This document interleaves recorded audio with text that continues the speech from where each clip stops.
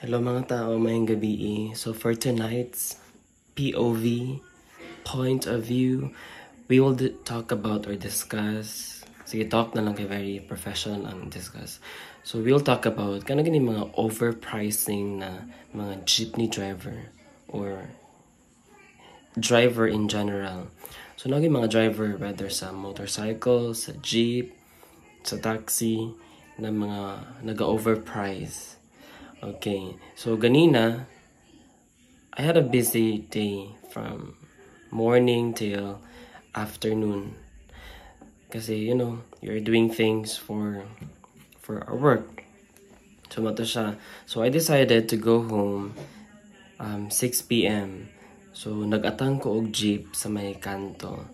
Tapos, when I get inside the jeepney, so, syempre, nag-prepare pa ako sa akong sarili. Like, naglingkod lang, nag-rest kadali, nagmuni-muni.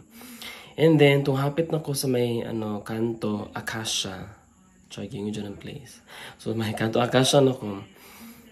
I took my fare. Tapos, I hand it over to the driver. So, So, nagbayad na ko. Tapos, natingala ko. Pag-change niya, kaya yung gihatag sa ko is lang 23 pesos. Okay. Which supposedly dapat iyang ikambyo sa ko is 25 pesos. Kaya katong gikan sa kanto sa akong gisakyan padung sa akong balay, I should be paying only 25 pesos. So natingala ko kaya yung gikuha kay 27 pesos.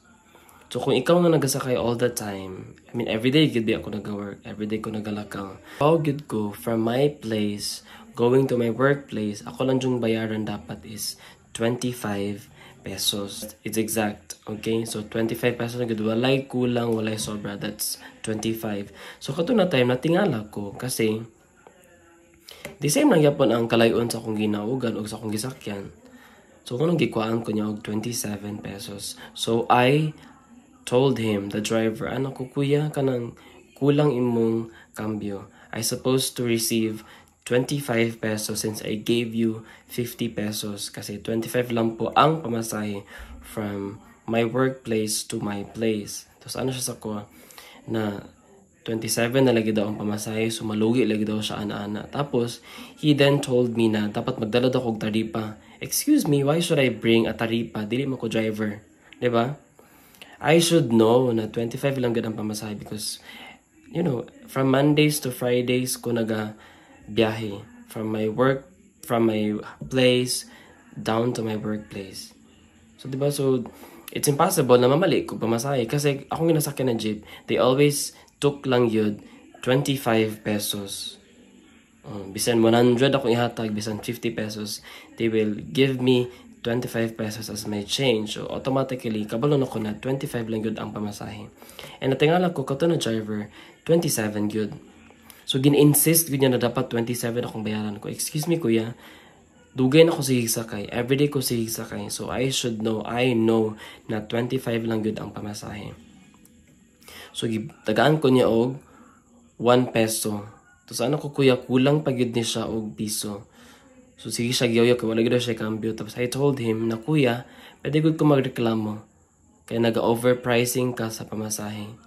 Tapos, that's when the time na gibalik niya ang tibok na ko ng gibayad. So, first, nihatag man siya og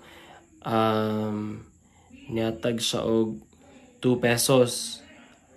And then, kulang pa man to 1 peso para mahimong 25 pesos akong cambio. So, kinianam ko siya na, kuya, pwede ko mag-complain, pwede ko magreklamo, kaya nag-overpricing ka. Gibalik niya tibuok na akong pamasahe. So, all in all, ang yung gibalik sa ko is 50 pesos yun.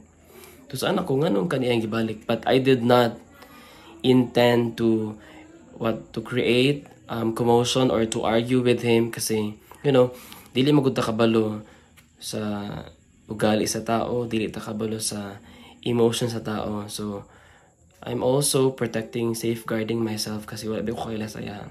So, itong gibalik na niya ang cambio na 25 pesos, ko, sobra magiging, diba? So, feeling ako na pissed off yun siya. Tapos pagkahuman, anak pa siya sa kuha na siya, pwede ra magugamang hangyo, sir. Ako, excuse me, sa anak ko sa kong sarili, excuse me, why should I make hangyo? Nga, dapat magyud akong bayad lang is 25 pesos. Ano man ko manghangyo, di ba? Sa mga anak good na moment, tapos, human na to kay, ano po ko sa akong self na, sure ako yun. So, ako lang gi-receive ang 25 pesos. Tapos, na may nibayad. So, akong gidugang, pero, I made sure na akong ihatag lang siya is 24 pesos kasi napa siya utang sa ko na 1 peso. Okay, so I handed over ang pamasaya atong isa ka pasahero together with my fare. So, yung gidawat. So, wala na siya niingon ng anong sobra man ni ma'am. So, he knew na moto ako ang bayad. Isip po na ako mga tao kasi kung dili na ko sa bayaran o dili na ko ito ibalik yung gihatag na 25, luoy po siya. Diba?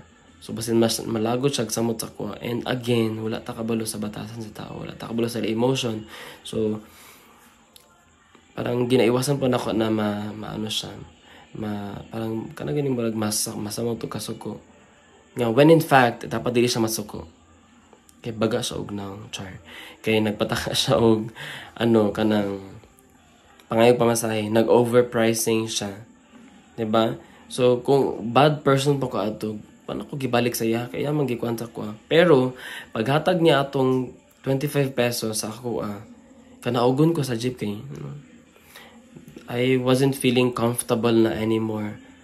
Tapos, ko na, muna ako dili. So, I stick to my decision na magstay ko sa jeep. And then, I returned the 25 pesos he gave me. Kaya, ginabuhi lang mo biyatang tanan. So, ang ako lang magud kay, we all do things like that na manginabuhi, na mangwarta, pero we always have to make sure na dili po ta mag-overpricing, dili ta man lamang sa laing tao, kay samot ka na dili magrasyahan. Okay? Sa Ginoo. Diba? O, diba?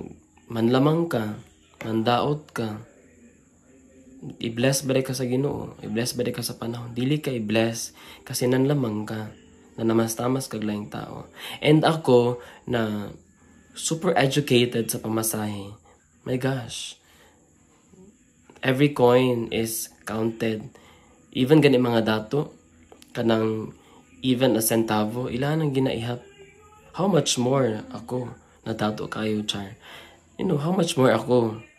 Diba? So, malaman ko na I should really insist to the driver.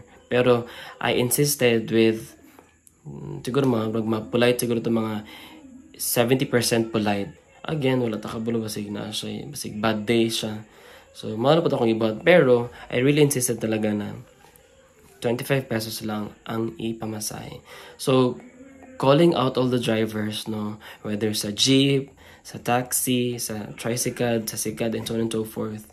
Dili po ta mag-overpricing mga angkulog, mga uyuan kay lain masad kaayo kanang inyong libaon inyong pasahero na dapat dili man. Mao nang dili mo grasyahan, mao nang dili mo magasenso, kay nagapangatik mo, kay nagapanamastamas mo, kay panlamang mo sa laing tao. Dapat dili anda. Diba? Kay lain man, parera man tanang inabuhi. So ngano magingon ana. Okay? So, and then katupod sa mga mga pasahero. So I think ako maingon kay you always have to practice to exercise your rights. Okay?